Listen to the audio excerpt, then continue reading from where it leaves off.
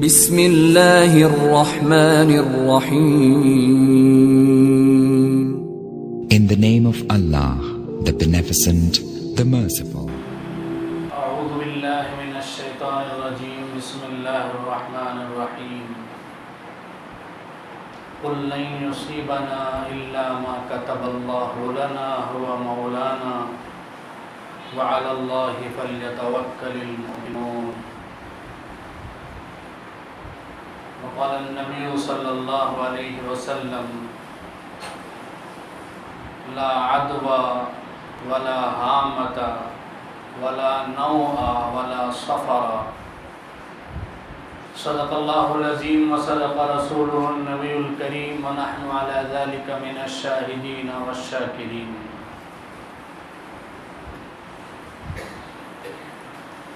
محترم بزرگوں اور دوستو، اسلام میں توحید کا عقیدہ بہت ہی اہم اور بنیادی عقیدہ ہے. توحید کا معنی ہے اللہ کو ایک ماننا، ذات میں بھی اور صفات میں بھی.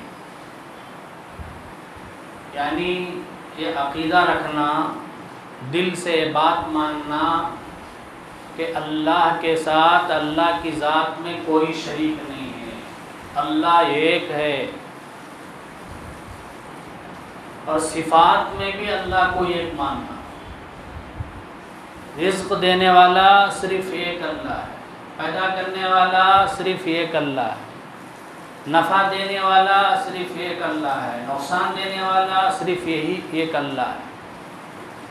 صحت دینے والا بھی اللہ ہے اور بیماری دینے والا بھی اللہ ہے. اولاد دینے والا بھی اللہ ہے، اولاد کو لینے والا بھی اللہ ہے. زندگی دینے والا بھی اللہ ہے، موت دینے والا بھی اللہ ہے. تو دنیا میں جتنے بھی واقعات ہوتے ہیں، جتنی بھی حادثات ہوتے ہیں، جتنی بھی چیزیں ہمارے سامنے پیش آتی ہیں، چاہے ہمارے ساتھ پیش آئیں یا دوسروں کے ساتھ پیش آئیں، سب کو کرنے والی ذات اگر کوئی ہے تو وہ صرف اللہ کی ذات ہے.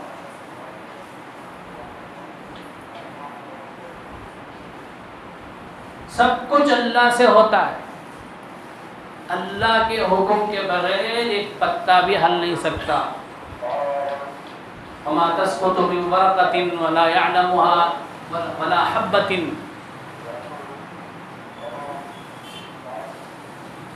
الا فی کتاب. کوئی پتا بھی زمین پہ گرتا ہے تو اس کا علم بھی اللہ کو ہے، اللہ کے حکم سے گرتا ہے. ما تسقط من ورقة الا يعلمها ولا حبة في ظلمات الارض ولا رطب ولا يابس الا في کتاب مبین. تو اس طرح کے عقیدہ رکھنے کو توحید کا عقیدہ کہتے ہیں. اس طرح کے عقیدہ رکھنے میں بڑی عافیت ہے. جو آدمی اس عقیدے میں مضبوط ہوگا، پختہ ہوگا، وہ در در جا کر بھیک مانگنے سے محفوظ ہوگا. جو آدمی یہ عقیدہ رکھتا ہو کہ سب کچھ کرنے والا اللہ ہے، تو وہ اپنی حاجت لے کر دوسروں کے دروازے پر نہیں جائے گا. کبھی اس پیر کے پاس، کبھی اس پیر کے پاس، کبھی اس درگاہ کو، کبھی اس درگاہ کو، کبھی اس عامل کے پاس، کبھی اس عامل کے پاس، کبھی اس بابا کے پاس، کبھی اس بابا کے پاس نہیں جائے گا. کیونکہ وہ تو یہ عقیدہ رکھتا ہے کہ سب کچھ کرنے والا اللہ ہے، ضرورتیں پوری کرنے والا اللہ ہے، مصیبتیں دور کرنے والا اللہ ہے، شفا دینے والا اللہ ہے. جب وہ ایسا عقیدہ رکھتا ہو تو وہ دوسروں کے پاس کیوں جائے؟ اپنی حاجتیں اللہ کے سامنے رکھے گا، اپنی حاجتیں اللہ سے مانگے گا، اپنی مصیبتیں دور کرنے کے لیے اللہ کے سامنے درخواست رکھے گا.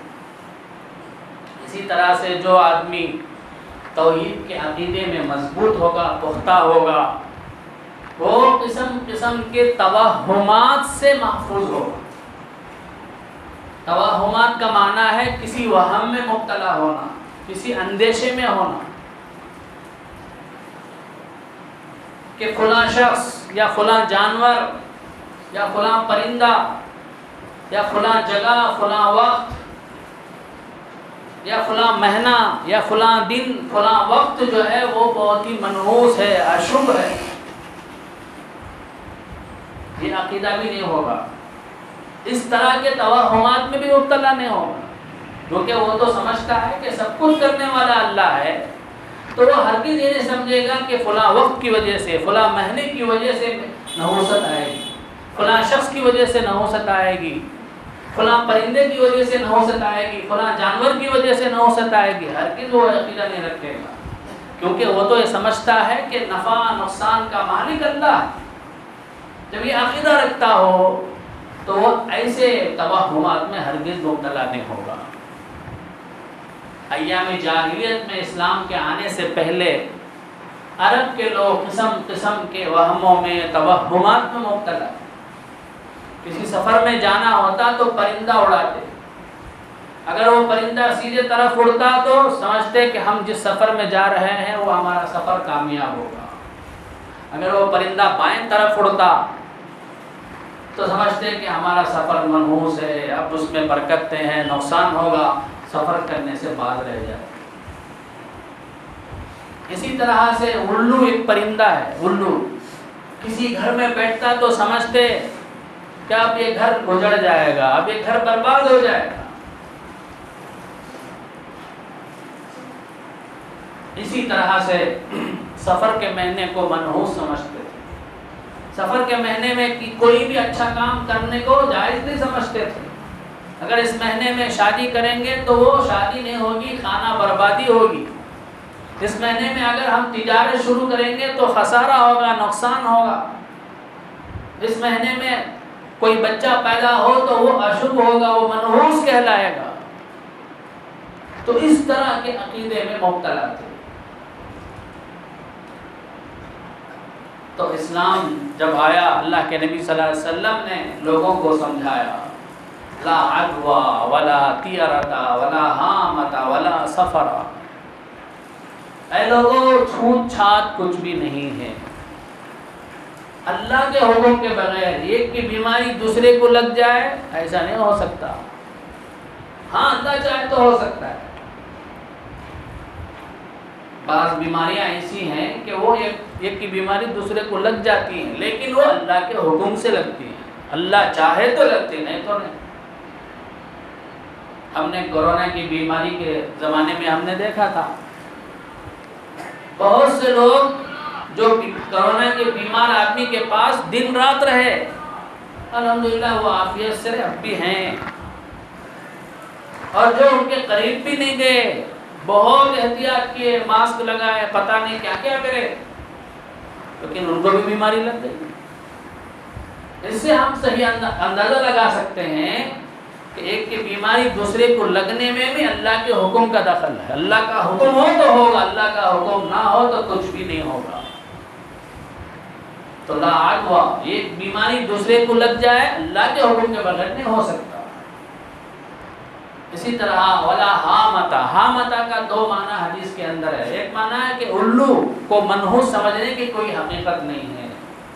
الو اگر کسی کے گھر میں پر بیٹھ جائے تو اس گھر کو منحوس سمجھنا، یہ سمجھنا کہ اب یہ گھر برباد ہو جائے گا، یہ گھر اجڑ جائے گا. یہ جاہلانہ عقیدہ ہے. ایسے عقیدے مت رکھو.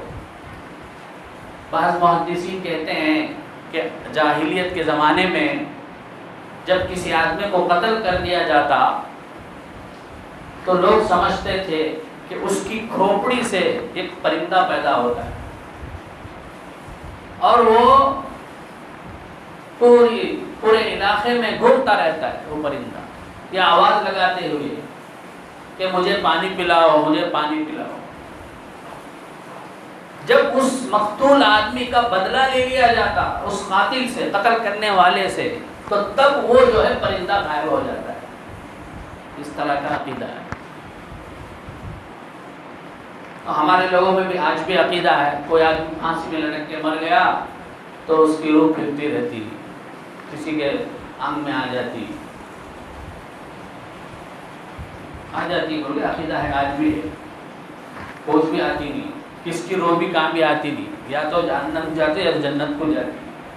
وہ آتی نا حضرت تو ساتھ بات کرتا نا، انہیں مرد بنا رہتا، بیگو کی آواز نکالتا، بیگو رہتی مرد بانے کی آواز نکالتا نا. تو اللہ والے فرماتے ہیں بزرگان دین وہ شیطان ہے، وہ شیطان کوئی بھی کر سکتا ہے. تو ہمارا عقیدہ خراب کرنے کے لیے شیطان اس طرح کی حرکتیں کرتا ہے، ورنہ تو کسی کی روح کسی میں آ جائے ہو ہی نہیں سکتا. یہ اسلام کا عقیدہ ہے. اس کے بعد آپ نے فرمایا ولا نوعا، ایام جاہلیت میں یہ عقیدہ رکھتے تھے کہ آسمان میں فلاں ستارہ فلاں مقام پر طلوع ہوتا ہے تو بارش ہوتی ہے، غروب ہوتا ہے تو بارش نہیں ہوتی، فلاں ستارہ طلوع ہوتا ہے تو بارش ہوتی ہے ورنہ بارش نہیں ہوتی، تو اس کی وجہ سے بارش ہوتی ہے، عقیدہ رکھتے تھے. تو اس کی تردید فرمائی اللہ کے نبی صلی اللہ علیہ وسلم نے ایسا کچھ نہیں ہے، اللہ کا حکم ہوتا ہے تو بادل بارش برساتے ہیں، اللہ کا حکم نہ ہو تو کچھ بھی نہیں ہوتا. اسی طرح آپ نے فرمایا ولا سفر، سفر کے مہینے کے منحوس ہونے کی بھی کوئی حقیقت نہیں ہے. لوگ کہتے ہیں سفر صفر ہے، صفر کا معنی زیرو، جس میں تم کوئی بھی کام کرو گے اچھا کام تو زیرو ہو جاؤ گے، خسارہ ہو جائے گا، تمہارا نقصان ہو جائے گا، تمہیں نفع نہیں ملے گا. اس طرح کے عقیدہ رکھتے تھے. تو اللہ کے نبی نے فرمایا ولا سفر، اس کی بھی کوئی حقیقت نہیں ہے.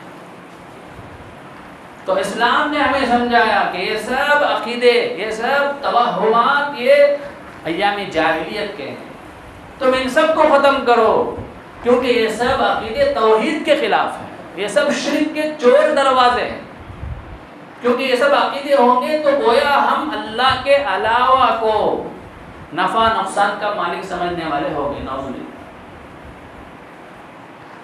ایسا اگر عقیدہ ہو تو پھر توحید کا عقیدہ کیا رہے گا؟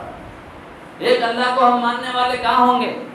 اس لیے نبی صلی اللہ علیہ وسلم نے فرمایا کہ سب شرک کے چور دروازے ہیں. ان سب عقیدوں کی وجہ سے، ان سب توہمات کی وجہ سے تمہارے اندر شرک آ جائے گا اور تمہارا توحید کا عقیدہ کمزور ہو جائے گا. اس لیے تم ایسے عقیدے مت رکھو. البدایہ والنہایہ ایک تاریخ کی عربی میں بڑی عجیب و غریب بڑی کتاب ہے. اس میں حضرت عمر رضی اللہ عنہ کے زمانے کا واقعہ لکھا ہے. جب ملک مصر فتح ہوا تو وہاں کے گورنر حضرت عمرو بن العاص رضی اللہ عنہ کو مقرر کیا گیا. جب وہاں اسلامی حکومت شروع ہوئی تو قحط سالی ہو گئی، پانی کی تنگی ہو گئی. دریائے نیل یا نہر نیل وہ اس کا پانی جو ہے سوکھ گیا. وہاں کی معیشت کا پورا دار و مدار اسی کے پانی پر تھا. اب اس میں پانی ہی نہیں تھا. عمرو بن العاص رضی اللہ عنہ کو فکر ہوئی، لوگوں کو بلایا، پوچھا کہ کیا کیا جائے. تو لوگوں نے کہا کہ ہمارا معمول یہ ہے کہ جب بھی نہر نیل سوکھ جاتی ہے تو ہم ایک کنواری جو شادی شدہ نہ ہو، جوان لڑکی ہو، ہم اس کو دلہن بنا کر، زیورات پہنا کر، اچھے کپڑے پہنا کر اس نہر میں جا کے ڈال دیتے ہیں. تو زور سے پانی کی لہریں آتی ہیں اور اس کو موت کی نیند سلا دیتی ہیں. تو پھر پانی چلنا شروع ہو جاتا ہے، نہر چلنی شروع ہو جاتی ہے. یہ ہمارا معمول ہے. اگر ہم یہ کریں گے تو پھر جو ہے نہر نیل میں پانی آ جائے گا. تو عمرو بن العاص رضی اللہ عنہ نے کہا کہ یہ تو شرکیہ عقیدہ ہے، یہ تو بالکل صحیح نہیں ہے. تو عمرو بن العاص رضی اللہ تعالی عنہ نے اپنے امیر المومنین حضرت عمر رضی اللہ تعالی عنہ کو خط لکھا کہ مصر کی یہ صورتحال ہے، کیا کیا جائے. تو حضرت عمر رضی اللہ عنہ نے ایک خط لکھا، ایک مکتوب لکھا. اس میں نہر نیل سے مخاطب ہو کر کہا، اے نہر نیل، اگر تو اللہ کے حکم سے چلتی ہے جیسا کہ اب تک چلتی تھی، ہمارا عقیدہ ہے کہ تو چلتی ہے اللہ کے حکم سے چلتی ہے، تو ہم دعا کرتے ہیں کہ تو چل جائے، پہلے کی طرح تیرے اندر پانی آ جائے.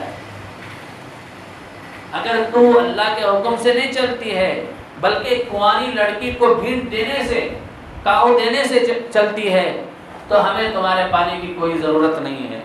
ہمیں پانی دینے والا صرف ایک اللہ ہے. یہ چٹھی لکھ کر، ایک خط لکھ کر حضرت عمر رضی اللہ عنہ نے حضرت عمرو بن العاص رضی اللہ عنہ کے پاس، جو کہ مصر کے گورنر تھے، بھیجا. کہا کہ اس چٹھی کو جو ہے نہر نیل میں ڈال.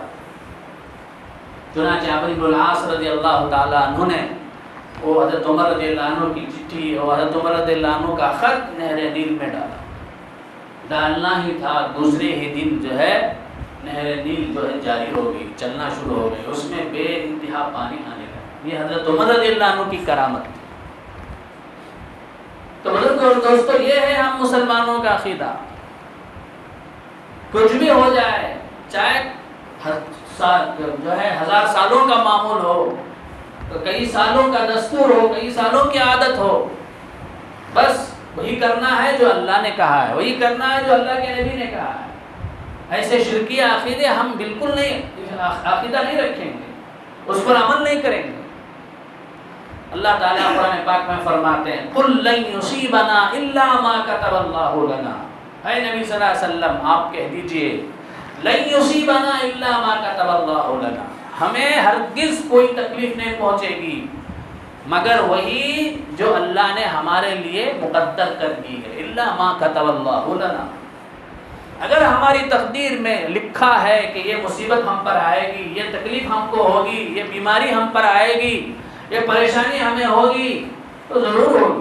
لن یصیبنا الا ما كتب اللہ لنا، اللہ کے حکم سے ہوگی وہ، فلاں شخص کی وجہ سے، فلاں مہینے کی وجہ سے، یا فلاں ذات کی وجہ سے، فلاں پرندے کی وجہ سے، ہرگز نہیں، اللہ کے حکم کی وجہ سے ہوگی۔ لیکن نصیبنا الا ما كتب اللہ لنا هو مولانا، وہی اللہ ہمارا کارساز ہے، وہی اللہ ہمارا مددگار ہے، وہی سب کچھ کرنے والا ہے۔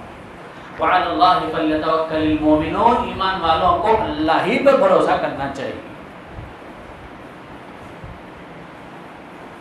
تو بزرگوں اور دوستوں، یہ مصیبتیں، یہ پریشانیاں، یہ تکلیفیں، یہ بیماریاں جو بھی ہم پر آتی ہیں، یہ اصل میں ہمارے گناہوں کی نحوست ہے۔ کسی زمانے میں کچھ نہیں ہے، کسی وقت میں کچھ نہیں ہے، یہ ہمارے گناہوں کی نحوست۔ آج کل ہم مسلمان بھائیوں کے اندر بھی غیروں کے ساتھ مل جل کر رہنے کی وجہ سے ایسے بہت سارے توہمات، ایسے بہت سارے شرکی عقیدے آ گئے۔ مثال کے طور پر باہر جانے کے لیے نکلے گھر سے، سامنے جو ہے بلی آ گئی تو واپس آ جاتے ہیں۔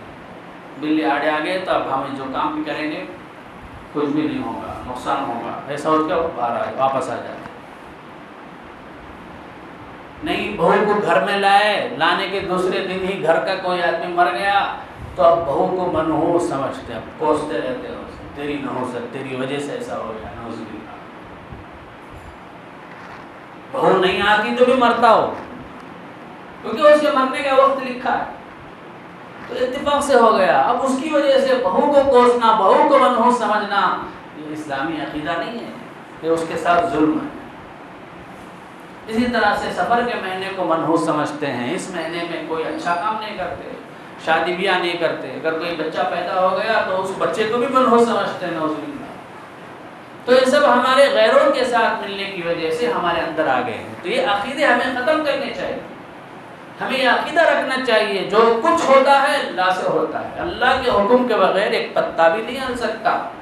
جیسا کہ میں نے شروع میں بتلایا، نفع دینے والا اللہ، نقصان دینے والا اللہ، کامیابی دینے والا اللہ، ناکامی دینے والا اللہ، بیماری دینے والا اللہ، صحت دینے والا اللہ، سب کچھ کرنے والا اللہ ہے۔ اللہ کے حکم کے بغیر کچھ بھی نہیں ہوتا۔ یہ عقیدہ ہمارا مضبوط ہونا چاہیے۔ اسی طرح اس مہینے میں لوگ جو ہے واٹس ایپ وغیرہ میں یہ حدیث پھیلاتے ہیں، من بشرنی بخروج سفر بشرتہ بالجنہ، کہ نبی صلی اللہ علیہ وسلم نے کہا کہ جو مجھ کو سفر کے مہینے کے نکل جانے کی خوشخبری دے گا، میں اسے جنت کی خوشخبری دیتا ہوں۔ تو یہ پھیلاتے ہیں حدیثیں واٹس ایپ میں، اس میں اس میں۔ اب گویا اس حدیث سے کیا ثابت ہوتا؟ سفر کا مہینہ گویا منحوس ہے، اس لیے آپ صلی اللہ علیہ وسلم کہہ رہے ہیں کہ یہ مہینہ نکل جائے تو میں اسے خوشخبری دوں گا۔ محدثین کرام فرماتے ہیں کہ یہ حدیث بالکل من گھڑت ہے، موضوع ہے، لوگوں نے گھڑ لیا ہے، اس کی کوئی اثر نہیں ہے، کسی صحیح کتاب، کسی کتاب میں بھی نہیں ہے، بالکل من گھڑت حدیث ہے۔ اس لیے اس پہ بھروسہ ہرگز نہیں کرنا، اسے آگے پھیلانا بھی نہیں۔ گناہ ہوگا. اللہ کے نبی صلی اللہ علیہ وسلم نے سخت وعید فرمائی ہے، جو بھی شخص میری طرف کوئی جھوٹی حدیث گھڑ کر منسوب کرے چاہیے کہ وہ اپنا ٹھکانہ جہنم میں بنا لے. تو ہم بھی جو ہے اس وعید کے مستحق ہو جائیں گے. تو ایسی کوئی حدیثیں آئے تو فوراً فارورڈ کر دینا، پھیلانا، ان کو پھیلائیں گے تو ہم بھی گنہگار ہوں گے. دوسری بات، یہ حدیث اگر ہے تو اس کے مقابلے میں کئی حدیثیں ہیں، صحیح حدیثیں جو اس عقیدے کی نفی کرتی ہیں. ولا سفرا بول کے کئی حدیثوں میں آپ صلی اللہ علیہ وسلم نے سفر کے منحوس ہونے کی نفی فرمائی ہے کہ سفر منحوس نہیں ہے. تو سب صحیح حدیثیں صحیح کتابوں میں موجود ہیں، بخاری، مسلم وغیرہ میں. تو اسی حدیثوں کے ہوتے ہیں کہ اس حدیث کو ماننا اور اس کو پھیلانا یہ بالکل بیوقوفی ہے، بالکل صحیح نہیں ہے. اگر مان بھی لیے حدیث ہے بول کے تو اس سے سفر کا معنی منحوس ہونا ثابت نہیں ہوتا، کیونکہ آپ صلی اللہ علیہ وسلم اللہ کے سب سے پیارے.